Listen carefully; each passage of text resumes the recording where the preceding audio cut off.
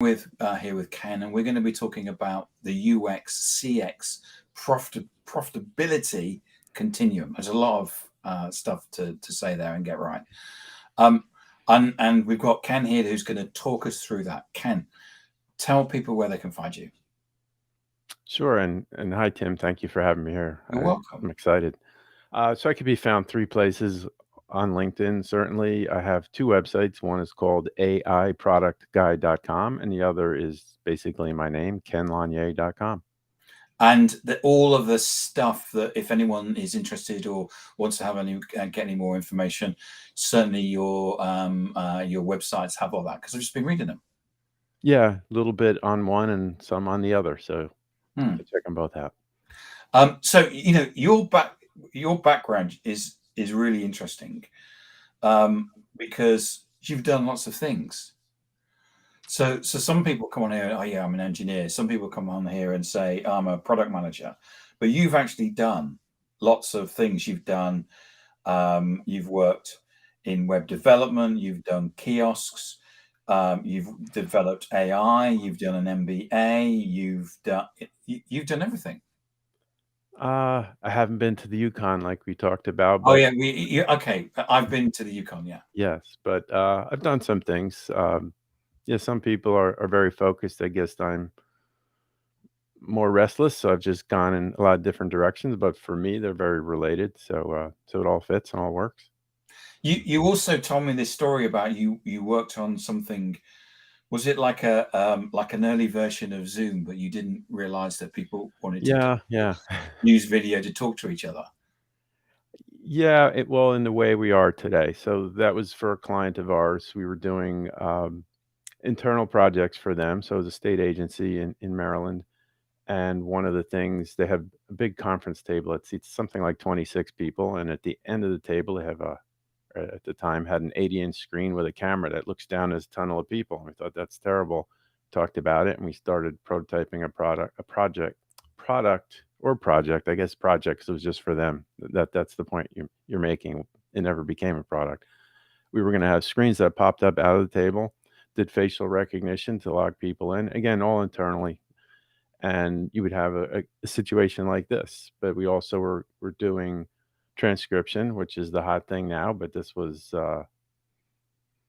2012 or 11, something like that. So yeah, it was the makings of what is pretty common today, but we just saw it as a project for that client and didn't think, oh, there's a need for this out in the world, because at that time everyone worked in an office, everyone had face-to-face meetings and travel. We didn't foresee the change, and probably I'd have a big spread of land in the Yukon if I did. You'd own the Yukon now, Well, Ken. at least a piece of it. So yeah, so c'est la vie. So so what is so I hear the term UX and CX a lot. So to explain to people what do the terms UX and CX mean? Yeah, so they're both related. UX is really, so it's user experience. It's the User experience you experience. get from everything. And if you go to my website, kenlanye.com, you'll see that the first thing it says is everything in life is an experience. So you're having an experience right now, Tim. Hopefully it's a good one for you talking to me. Uh, but everything we do, you're And one of the things about user experience is that you try and make it as easy for the user as you can. For example, all that happens is that if you go to my LinkedIn profile or yours, if you've paired the links, is and you'll see this at the top of the LinkedIn profile. I mean, you don't have to click on anything or type in anything, type in passwords. I mean, LinkedIn, if we're looking from a LinkedIn or a Twitter perspective, they make it so simple for you to watch this sort of stuff.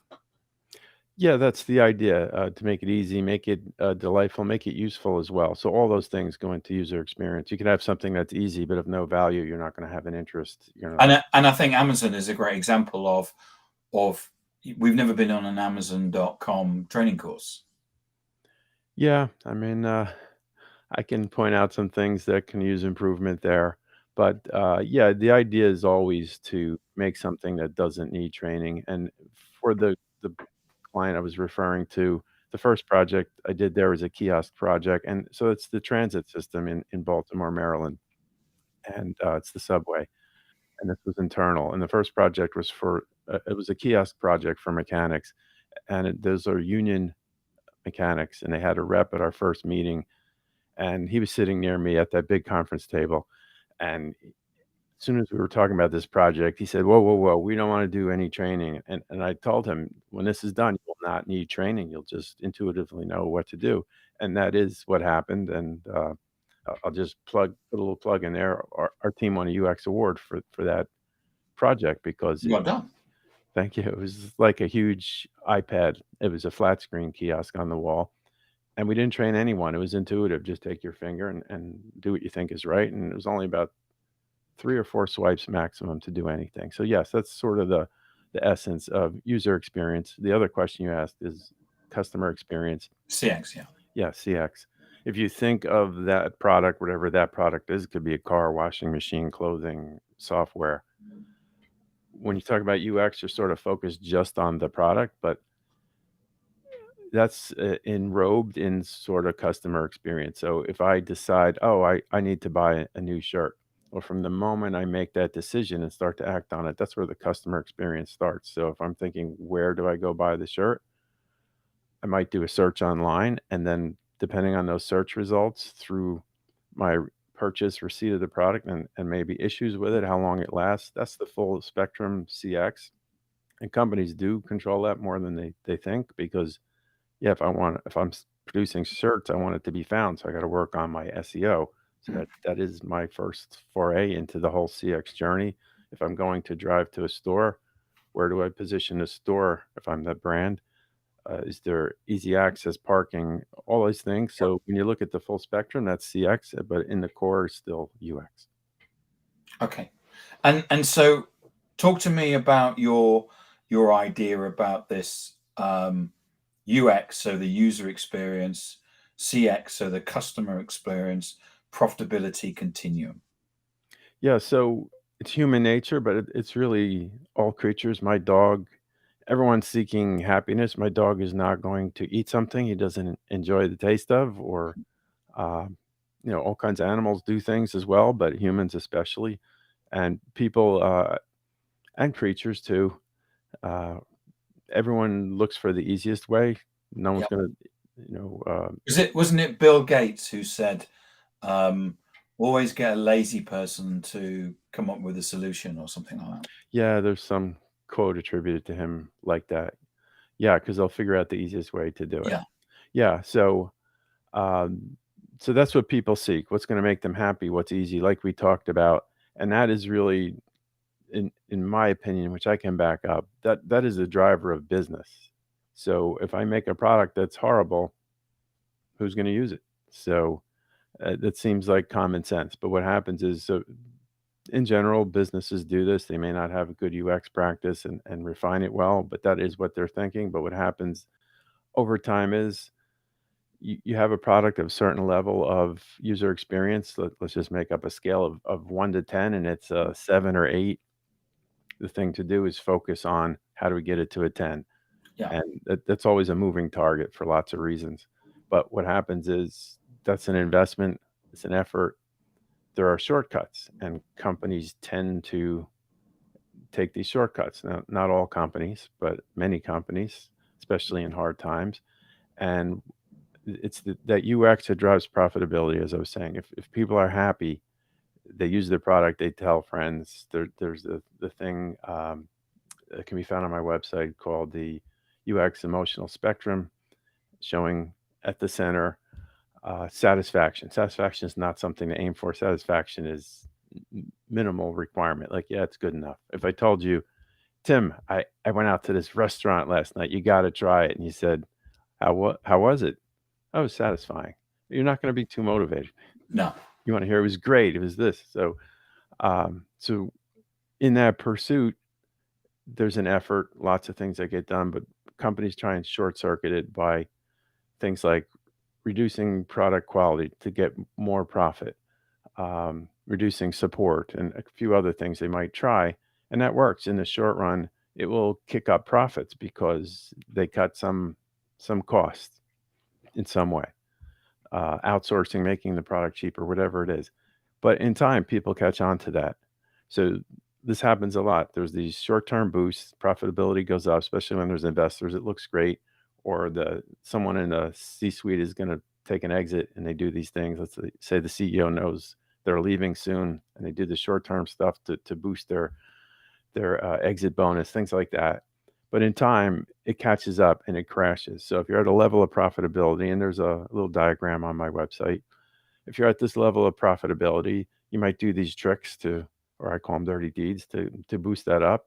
But when people catch on, my hand's going off screen. It starts to take a dive, and my premise is that over time, that dive is going to hurt more than just doing the right thing.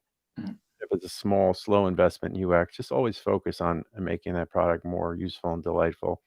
And in the long term, they will win versus the short term gain and his long term loss. And they have to get way back to where they were. They've lost good customers. So it's much more costly. So that's the premise of the UX CX profitability continuum is just focus on the UX. Of course, I'm biased, but this is borne out by other facts. I think people vote very much with their feet, don't they? And I think Yeah. that the what I see is I think that people quite often um, think that there's a certain amount of people aren't stupid, No. and most people, not everybody. My mother isn't a computer expert, but most people understand how to use computers in some shape or form, which is why, for example, the way we search on things has changed. We're all very much better at search than we were 10 years ago. And I think that all of us understand how to use computers because, of course, we have pretty much everybody has one of these. Somebody even have some. If you look at the mobile figures, most people, most half the world have two. Oh, really? And so what you find is that we know how this stuff works, and if it doesn't work for us, we walk away from it. Yeah, no, that's a good point because there's just an inherent feeling of this is good for me or this is not. And again, it's not just humans. That's just the way things are. But so yeah, you Yes, have to uh, thinking of the wrong word, but I'm going to say play to it. But it's not play to it. It's just think. It's in UX. It's called user centered design. Put yourself in the shoes of the user and think of what they're after. Because so I still identify most as a product manager, but so I can come up with all kinds of ideas. Oh, this cool technology I read about, we can use that. Is that what the user really needs? And sometimes the user doesn't know what they need. They kind of know, but the way they express it is not correct or not useful. So even there's a lot of people that do UX research. You have to really flesh that out and not just take it at face value. But it's always just designing for that customer. That's if you give something to someone that they want, you'll be repaid with sales and profits and things like that. because if you look at when Sony invented the Walkman, as it became, I can't remember what it was called, something before it became Oh, the Walkman. mm. They went to people and said, "Would you like a way of listening to music personally?" And everybody said no, because that's not the way that they listen to music. Right. You had like one of these machines behind my Yeah. back, where basically it was a social thing where you would get together and listen to things, whether it was an LP or whatever. And of course, what's happened is that nobody wanted it, but now, if you the way that people consume music has completely shifted. Spotify is now the most listened to streaming service, Hmm. and most people actually listen to music through headphones or earbuds, as we would call them now. Yeah, and the quote attributed to Henry Ford that apparently he never said is if I asked people what they wanted, they would have said a faster horse. So it's the same Yeah. premise that, Hmm. yeah, a good UX researcher is going to try and flesh this out. Sometimes you can't get the answer and you still have to go with intuition. Steve Jobs is credited with doing that for everything Apple came out with. I don't believe that's true at all. I think he had great intuition, but I think they did some research as well. They just didn't go out and create the iPod and iPhone. And I don't think it quite went that way where he just scribbled a design and said, build it, and the world embraced it. I think they're a very smart company. They did a lot of research to back I up think their from what I've read, that there was the worst times was when Steve Jobs went on holiday and or vacation, as you would say. And it wasn't the first week, because the first week he was kind of settling into it. It was the second week where he had the time to think.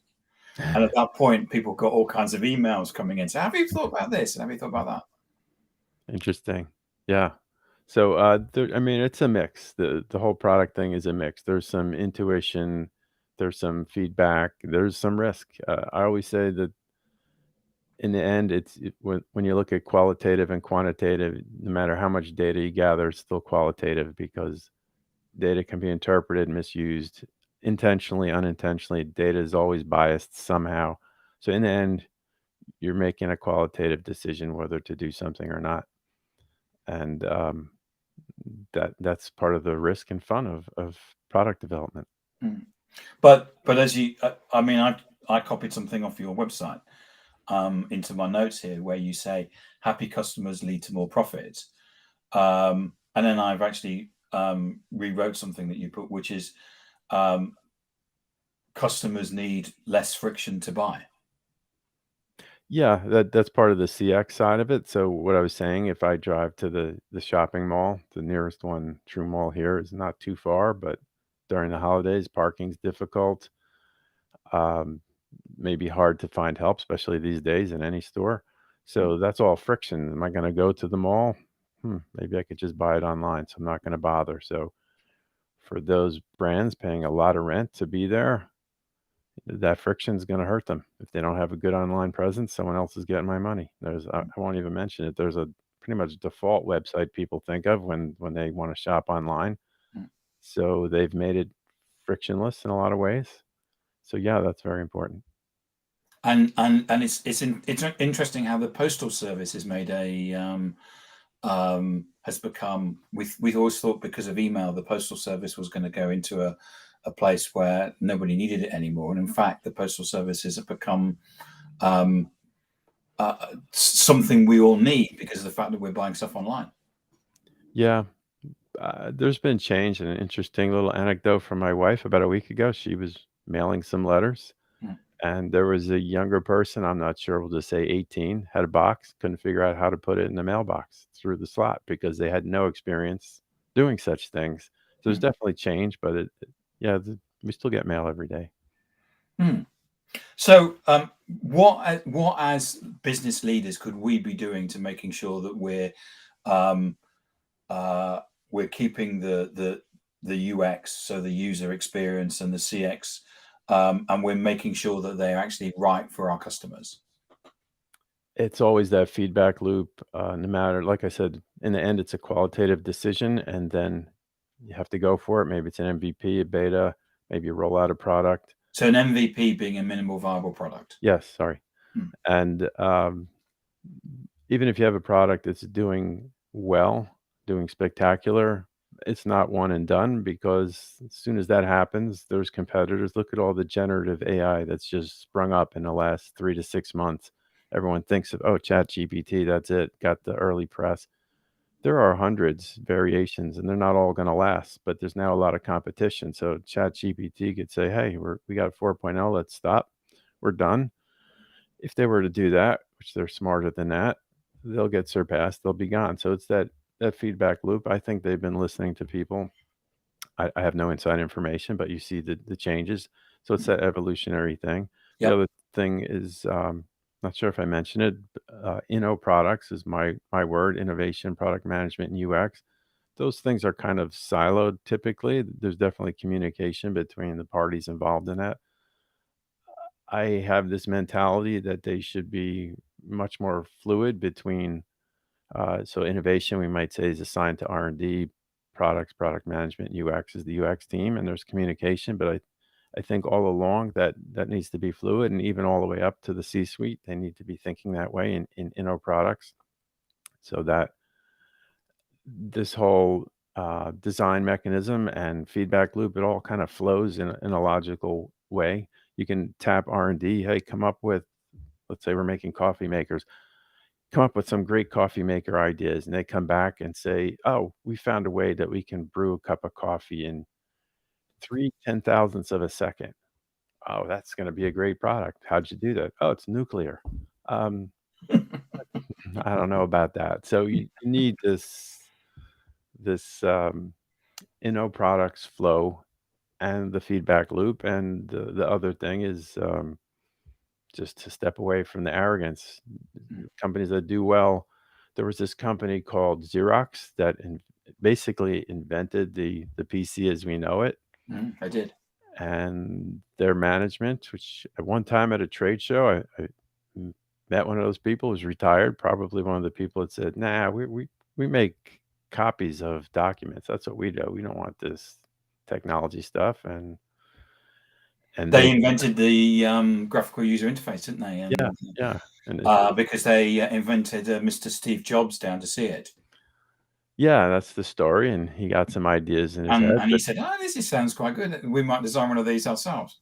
Yeah, even network protocols came from them. The whole, I think if I remember correctly, the founder of Cisco came out of Xerox PARC, but the management was just maybe it's not the right word, but I'm going to say arrogant and thinking, no, what we do is documents, and we reproduce documents, and they didn't look outside their tunnel vision. And I don't think Xerox is too high up on the Fortune 500 anymore. No. Ken, thank you so much for coming in and talking about the UX CX profitability continuum. It's a fascinating subject, one that we could carry on talking about. Remind people where they can get hold of you. So yeah, and thank you for having me here, Tim. I You're enjoyed welcome. it. So again, LinkedIn, aiproductguide.com or kenlonyai.com. Ken, thank you so much. We've had a comment from Mike. Hi guys, wouldn't you agree that failing from time to time is also a great school for progress alongside CX and UX? Yes, absolutely. You learn more from mistakes most of the time than from easy successes. So absolutely, yeah. It's the openness. I'm going to put it in one word: openness. Brilliant. And thanks, Mike and Andrew, for your comments as well. Ken, thanks so much for today.